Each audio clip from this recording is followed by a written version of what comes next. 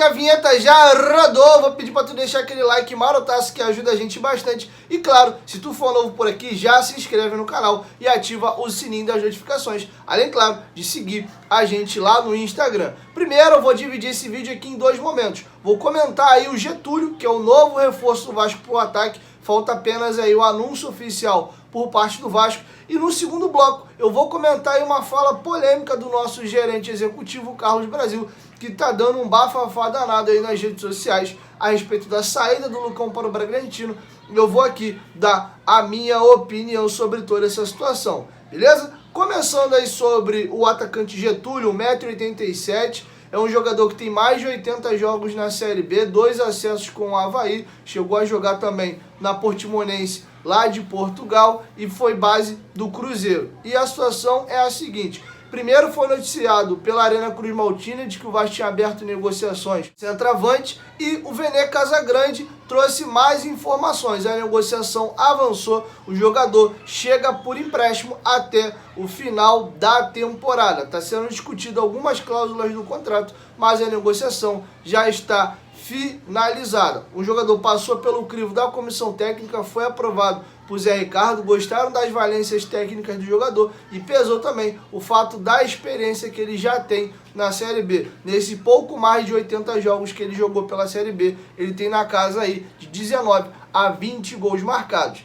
Então o Getúlio é o novo atacante do Vasco para a temporada. Resta apenas agora o anúncio oficial. Então o seu centroavante para a temporada é Getúlio e Raniel e muito provavelmente ali uma sombra do Figueiredo. E aí, vocês acham que com esse tripé aí dá pra gente ter uma boa temporada? Quero te ouvir, deixa sua opinião aqui embaixo nos comentários. Eu tô adotando uma linha diferente para a temporada de 2022. Primeiro, eu vou esperar os jogadores chegarem, vestirem a camisa do Vasco e desempenharem o seu futebol em campo. Antes disso, para mim, todos eles, sem exceção, são apostas. Uns melhores, outros piores, e o futebol tem dessas coisas. Às vezes o que você mais coloca expectativa é o que não te entrega nada, e aquele que você chega torcendo o nariz, às vezes te entrega até bastante. Enfim, vou aguardar a bola rolar. O Getúlio até aqui é jovem ainda, tem 24 anos e tem uma carreira interessante, mas sem se provar ainda com um time de camisa. Vai ter a sua primeira oportunidade,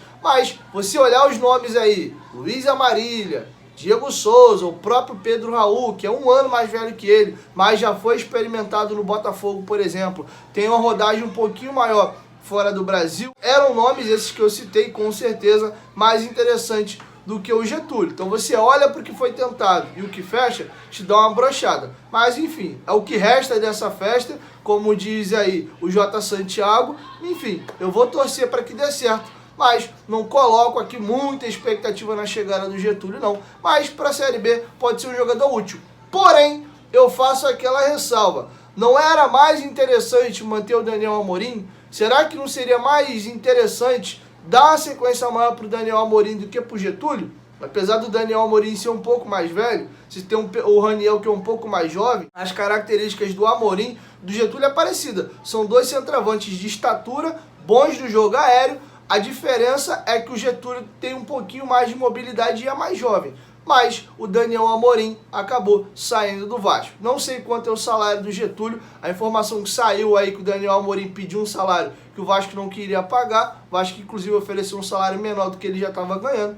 Enfim, o jogador não ficou, beleza? E agora eu vou trazer para vocês aí o que tá dando uma confusão nas redes sociais. Uma resposta que o nosso gerente executivo Carlos Brasil deu ao companheiro Alexander Silva, tem um Twitter muito ativo. Antes de eu trazer para vocês a fala do Carlos Brasil, se liga, presta bastante atenção aqui. Você que me acompanha aí todo santo dia, você gosta de notícia e informação, não é bem verdade? E eu te apresento o melhor aplicativo de futebol do mundo, o OneFootball. A OneFootball é extraordinária. Nela você tem notícias do futebol brasileiro, europeu, sul-americano, pode ver de graça todos os jogos do campeonato alemão, que tem agora o melhor jogador do mundo, eleito no prêmio da FIFA aí. E também você pode personalizar o aplicativo com o seu clube do coração. E aí toda vez que tiver uma notícia do Vascão, a OneFootball manda a notificação na tela do seu celular. Olha que maravilha. Baixa o OneFootball. O link da OneFootball tá aqui, ó, na descrição do vídeo e no primeiro comentário fixado. E como eu sempre digo, quem baixa o OneFootball não consegue mais vencer. Bom, para mim chegar ao ponto de dar a minha opinião aqui, primeiro deixa eu trazer para vocês quais foram as palavras de Carlos Brasil ao Alexander Silva a respeito da saída do goleiro Lucão. Confere aí. Acho interessante, porque massacram os meninos e depois questionam a saída. São seres humanos. Vocês acham que eles ficam felizes com o que o torcedor faz? Nunca é de graça. A negociação é questão interna. A negociação foi boa para o clube, é o que eu posso te dizer. Se você de fora entende que foi ruim, respeito, mas não posso concordar. Aliás, a negociação tende a ser boa para o clube, porque ainda sequer foi realizada. Jornalistas têm fontes, mas nem sempre são fidedignas. Bom, e essa situação acabou em treta. O depoimento que o Carlos Brasil deu ao Alexander Silva deu uma repercussão grande e o Carlos Brasil não gostou. Vou colocar para vocês aí na tela um DM que o Carlos Brasil mandou lá no Twitter para o Alexander Silva e aproveitou, o bloqueou. Ou seja, o Alexander Silva não consegue mais visualizar os tweets do Carlos Brasil. E aí o próprio Alexander Silva fez questão de publicar essa conversa deles no Twitter, depois de ter sido bloqueado, e deu aí a sua versão sobre os fatos. Você está na tela aí, você vai lendo enquanto eu falo aqui. Em caráter de informação, a Arena Cruz Maltina trouxe uma outra informação, de que o goleiro Lucão e seu staff pressionaram pela saída. O Vasco teria aí mais de 3 meses de salário atrasado do jogador, poderia ir à justiça, pedir a rescisão e sair do Vasco de graça, sem o Vasco não receber nada pela negociação e também não ficar nem com um percentual aí de uma eventual negociação futura, e que é o que o Vasco está costurando com o Bragantino. Por outro lado, o Carlos Brasil, como eu li para vocês a resposta para o Alexander, ele não cravou 100% a informação do Vene Casagrande. Ele diz que o jornalista tem suas fontes e nem sempre elas são fidedignas. Como a negociação não está concretizada, o Vasco ainda não comenta, dando ao entender que pode ser que tenha dinheiro aí envolvido na negociação. Mas isso está dando ao entender. Ele não afirmou, então eu estou conjecturando. A gente precisa que de fato a negociação seja concretizada, se torne oficial, com detalhes, para a gente saber exatamente o que foi feito. Mas passada essa situação da saída do Lucão, se é venda, se deu, né, e ficou com um percentual, isso é um papo para outro vídeo. Inclusive eu falei no vídeo anterior. Se você quer saber um pouco da minha opinião sobre, é só assistir o vídeo anterior, que eu já dei a minha opinião sobre isso aí. Eu quero comentar especificamente a fala do Carlos Brasil, que gerou essa polêmica nas redes sociais, que ó, o torcedor do Vasco é engraçado, né? Ele massacra o jogador da base, depois o jogador sai, eles ficam reclamando. E, inclusive, você acha que os meninos gostam de passar por essa situação? Os jogadores também são seres humanos. Trocando em miúdo aí, ele meio que colocou na conta da torcida a saída dos jogadores e às vezes até um mau desempenho. Porque o torcedor pega no pé, persegue, dá porrada, mas quando o jogador sai também fica todo mundo reclamando. E aí, eu quero dividir a minha opinião, agora é opinião, tá? Em 2 momentos aqui. O que o Carlos Brasil falou tem um pouco de verdade, mas o torcedor do Vasco, ele é induzido ao erro. Realmente, muito torcedor do Vasco pega pesado com alguns jogadores e depois quando sai reclama, sim. Por outro lado, a culpa não é do torcedor. Do jeito que ele colocou, talvez ele não tenha se expressado da melhor maneira, mas da forma como foi colocado, dá a entender que a culpa, em parte, do mau desempenho dos jogadores é da própria torcida. Sendo que o grande culpado disso tudo não é o torcedor é vítima, o culpado é o próprio clube. A estrutura do Vasco prejudica que um jogador talentoso suba e não consiga render, ou porque a transição não é bem feita. Quando chega no profissional, ele não tem referências, ele não tem em quem se inspirar. Figueiredo subiu agora aí. Qual é o centroavante que ele fala, eu quero ser igual esse cara aqui? E os times são ridículos. Times que são piores que a base. Por quê? Provo pra vocês por A mais B. Os moleques quando sobem, ao invés de ser complemento, o time é tão ruim que eles sobem mal preparados e já tem que virar titular. Quase todos os jogadores do Vasco que sobem, ou eles já são titular, ou eles pelo menos são aquele reserva ali imediato. E aí o time não é bom, salário atrasado, ambiente ruim. O torcedor, porra, vê o time há 20 anos brigando para não cair. Quando não briga para cair, cai, porque caiu 4 vezes. Agora não caiu, agora caiu e não subiu. Tá todo mundo puto, revoltado. Estoura em todo mundo. Estoura no veterano, estoura ali no jogador de meia idade, né, que tá no meio da carreira, estoura no jovem. Natural. Os meninos acabam sendo expostos.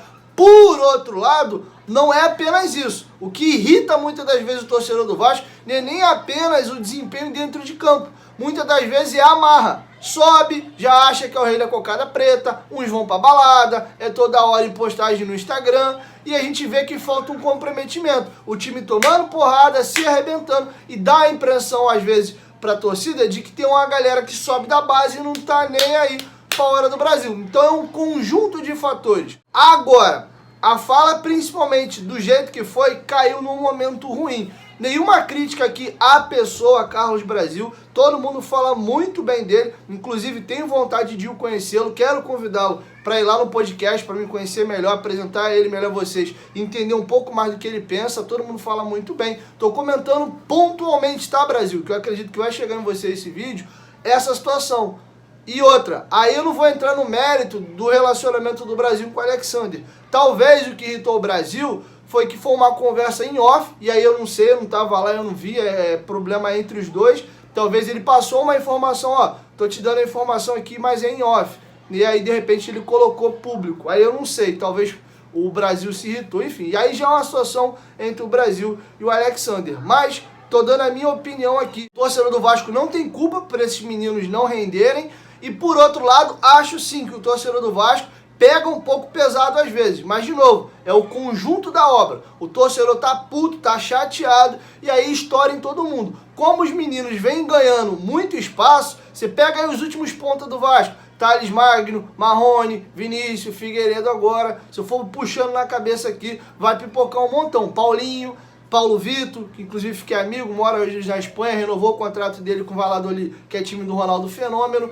E aí esses moleques viram vidraça, porque eles jogam mais do que talvez deveria jogar e não ter um time interessante ao redor. E alguns, por displicência, por balada, por sacanagem, como ficou notório para vocês aí, acabam apanhando dentro e fora de campo. O Lucão, por exemplo, foram falhas técnicas, né? O Lucão não rendeu dentro de campo. A gente não viu nenhum episódio de polêmica do Lucão, por exemplo, fora do campo. O torcedor ficou irritado mesmo com o gol que ele tomou na Sul-Americana, que eliminou o Vasco contra o Defensa e Justiça, com as falhas agora na Série B, com isso, né? Mas não necessariamente por o extra-campo do Lucão, que até aqui a gente não tem nada para falar. Então dei a minha opinião sobre essa polêmica toda, mas eu quero te ouvir. Deixa aqui embaixo nos comentários a sua opinião sobre essa situação. Você acha que o Carlos Brasil falou é verdade? Ele viajou na maionese? Ou é uma meia-verdade? Você concorda comigo? Discorda? Quero te ouvir. Deixa a sua opinião aqui embaixo nos comentários. É isso. 1, 2, 3. Futebolaço. Tamo junto, família. A qualquer momento de volta. Mas tamo junto. Valeu. Fui.